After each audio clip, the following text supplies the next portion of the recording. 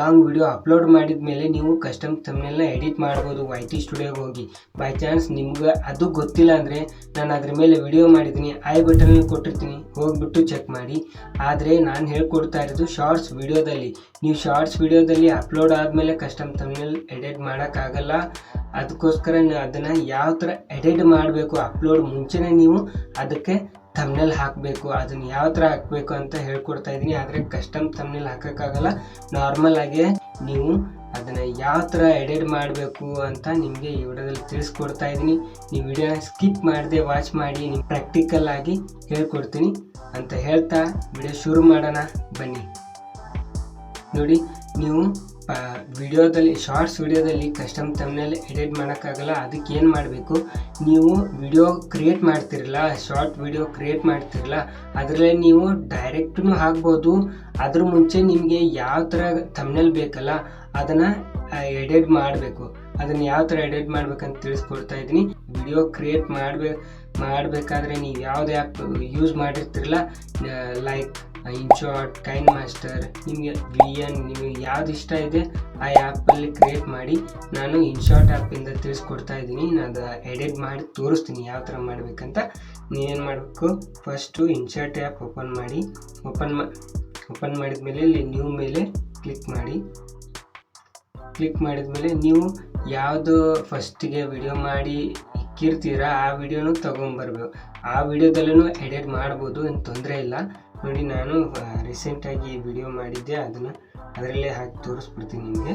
Custom caption ಯಾವ ಥರ ಹಾಕಬೇಕು ಅಂತ ತಿಳಿಸ್ಕೊಟ್ಟಿದ್ದೆ, ಅದನ್ನು ಅದರಲ್ಲೇ ನಿಮಗೆ ತೋರಿಸ್ತೀನಿ ಯಾವ ಥರ ಹಾಕಬೇಕಂತ. ಅದ್ರ ಹಾಕೋ ಮುಂಚೆ ಫಸ್ಟ್ ಏನು ಮಾಡಬೇಕು, ನೀವು ಪಿಕ್ಸೆಲ್ ಆ್ಯಪ್ ಓಪನ್ ಮಾಡಿ ಅದರಲ್ಲಿ ನೀವು ನೀವು ನಾರ್ಮಲಾಗಿ ಲಾಂಗ್ ವಿಡಿಯೋಕ್ಕೆ ಯಾವ ಥರ ಥಂಬ್ನೇಲ್ ಕ್ರಿಯೇಟ್ ಮಾಡ್ಕೊತಿರಲ್ಲ ಅದೇ ಥರ ಶಾರ್ಟ್ಸ್ ವಿಡಿಯೋಕ್ಕೆ ನೀವು ಥಂಬ್ನೇಲ್ನ ಕ್ರಿಯೇಟ್ ಮಾಡಿಕೊಂಡು ಓಪನ್ ಮಾಡಬೇಕು. ಕ್ರಿಯೇಟ್ ಮಾಡಿ ಏನು ಮಾಡಿ, ನಿಮ್ಮ ವಿಡಿಯೋದಲ್ಲಿ ಸ್ಟಾರ್ಟಿಂಗಲ್ಲಿ ಹಾಕಬೇಡಿ, ಲಾಸ್ಟಲ್ಲಿ ಹಾಕಿ. ವಿಡಿಯೋನ ನಿಮ್ಮ ಥಂಬ್ನೇಲ್ ಅದು ಕ್ರಿಯೇಟ್ ಮಾಡಿರ್ತಿರಲ್ಲ ಅದನ್ನು ಲಾಸ್ಟಲ್ಲಿ ಹಾಕಿ. ಫಸ್ಟಲ್ಲಿ ಹಾಕಿದರೆ ಕರೆಕ್ಟ್ ಆಗಲ್ಲ. ಸೊ ಲಾಸ್ಟಲ್ಲಿ ಹಾಕಿದರೆ ಚೆನ್ನಾಗಿ ಕಾಣಿಸುತ್ತೆ. ನಾನು ನಿಮಗೆ ತೋರಿಸ್ತೀನಿ. ನಾನು ವಿಡಿಯೋ ಇಂಪೋರ್ಟ್ ಮಾಡಿದ್ದೀನಿ, ಏನು ಮಾಡ್ತೀನಿ, ಲಾಸ್ಟಲ್ಲಿ ತೋರಿಸ್ತೀನಿ. ಲಾಸ್ಟಲ್ಲಿ ಸ್ವಲ್ಪ ಇಷ್ಟು ಬಿಟ್ಟು ಕಸ್ಟಮ್ ಥಂಬ್ನೇಲ್ ಆ್ಯಡ್ ಮಾಡಬೇಕು. ಕಸ್ಟಮ್ ಥಂಬ್ನೇಲ್ ನೀವು ಫೋಟೋ ವಿಡಿಯೋ ಯಾವುದೇ ಆಗಲಿ ಇಂಪೋರ್ಟ್ ಮಾಡಬೇಕಾದ್ರೆ ಇಲ್ಲಿ PIP ಅಂತಿದೆಯಲ್ಲ, PIP ಮೇಲೆ ಕ್ಲಿಕ್ ಮಾಡಿ. ಆಮೇಲೆ ನಾನು ಒಂದು ನಿಮಗೆ ಎಕ್ಸಾಂಪಲ್ ತೋರಿಸೋಕ್ಕೋಸ್ಕರ ನಾನು ರೆಡಿ ಮಾಡಿ ಇಟ್ಕೊಂಡಿದ್ದೆ. ಯಾಕಂದರೆ ನೋಡಿ, ಅದನ್ನು ನಿಮಗೆ ಕ್ರಿಯೇಟ್ ಮಾಡಿ ತೋರಿಸ್ಬೇಕಂದ್ರೆ ವಿಡಿಯೋ ಲಾಂಗ್ ಆಗುತ್ತೆ. ಸೊ ಅದಕ್ಕೋಸ್ಕರ ನಾನು ರೆಡಿ ಮಾಡಿ ಇಕ್ಕಿದ್ದೀನಿ. ಓಕೆ, ನಾನು ಥಂಬ್ನೇಲ್ ಇಂಪೋರ್ಟ್ ಮಾಡಿದೆ. ಆಮೇಲೆ ಇದನ್ನು ಫುಲ್ ಮಾಡಿಬಿಡಿ. ನೋಡಿ, ಈ ಥರ ಹಾಕಿ ಓಕೆ ಕೊಡಬೇಕು. ಓಕೆ ಕೊಟ್ಟು ಆಮೇಲೆ ಸೇವ್ ಅನ್ನಬೇಕು. ಇದನ್ನು ಸೇವ್ ಅನ್ನಬೇಕಾದ್ರೆ ಇಲ್ಲಿ 60pf ಮಾಡಲೇಬೇಕು.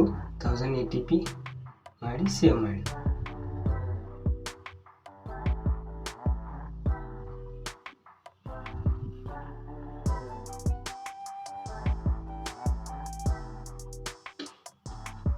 ವಿಡಿಯೋ ದೊಡ್ಡದಾಗುತ್ತೆ. ನಾನು ವಿಡಿಯೋನ ಸ್ಪೀಡ್ ಮಾಡ್ತಾ ಇದ್ದೀನಿ. ಓಕೆ,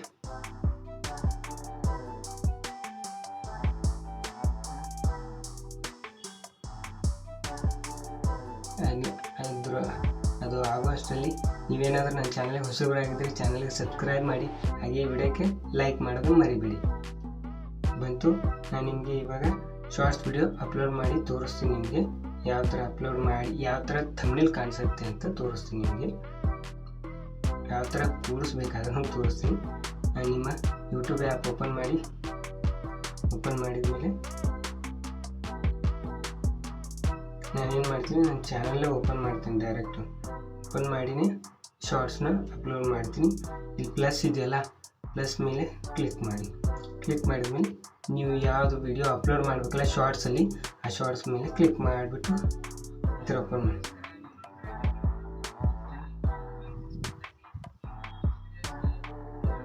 ಆಮೇಲೆ ನೆಕ್ಸ್ಟ್ ಕೊಡಿ. ಆಮೇಲೆ ತಿರ್ಗಾ ನೆಕ್ಸ್ಟ್ ಕೊಡಿ.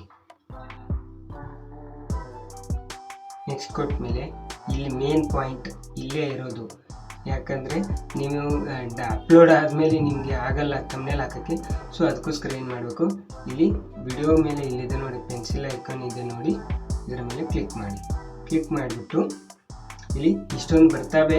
ಬೈ ಚಾನ್ಸ್ ನೀವು ರೀಲ್ಸನ್ನು ಅಪ್ಲೋಡ್ ಮಾಡ್ತಿರಲ್ಲ, ಡೈರೆಕ್ಟ್ ವಿಡಿಯೋ ಅಪ್ಲೋಡ್ ಮಾಡ್ತಾ ಇರ್ತಿರಲ್ಲ, ಆವಾಗ ನೀವೇನು ಮಾಡಬೇಕು, ಈ ಥರ ನೋಡಬೇಕು ಯಾವುದು ಆ ರೀಲ್ಸಲ್ಲಿ ಯಾವ್ದು ಚೆನ್ನಾಗಿ ಕಾಣಿಸ್ತಾ ಇದೆ ಫೋಟೋ, ಅದನ್ನು ನೀವು ಸೇವ್ ಮಾಡ್ಬೋದು.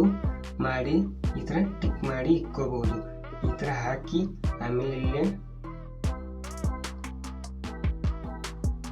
ಆಮೇಲೆ ಡನ್ ಅನ್ಬೇಕು ನೋಡಿ.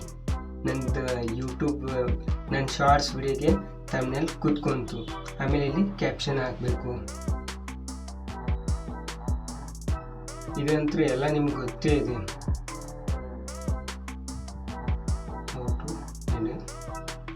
ಕಸ್ಟಮ್ ಕ್ಯಾಪ್ಷನ್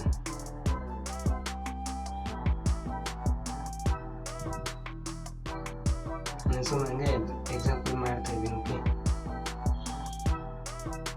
ಇದನ್ನ ಏನು ಮಾಡಬೇಕು, ಫಸ್ಟಿಗೆ ಸ್ಟಾರ್ಟಿಂಗಲ್ಲಿ ನೀವು ಸಡನ್ಲಿ ನಿಮ್ಗೆ ಇಷ್ಟ ಇಲ್ಲಪ್ಪ, ನಾನು ಪಬ್ಲಿಕ್ ಮಾಡೋಕ್ಕೆ ಇಷ್ಟ ಇಲ್ಲ ಅಂತ ಇದ್ದರೆ ಇಲ್ಲಿ ಪ್ರೈವೇಟ್ ಮಾಡಬೇಕು. ವಿಸಿಬಿಲಿಟಿ ಇದೆಯಲ್ಲ, ಇದನ್ನು ಪ್ರೈವೇಟ್ ಮಾಡಿ ಆಮೇಲೆ ಅಪ್ಲೋಡ್ ಮಾಡಿ.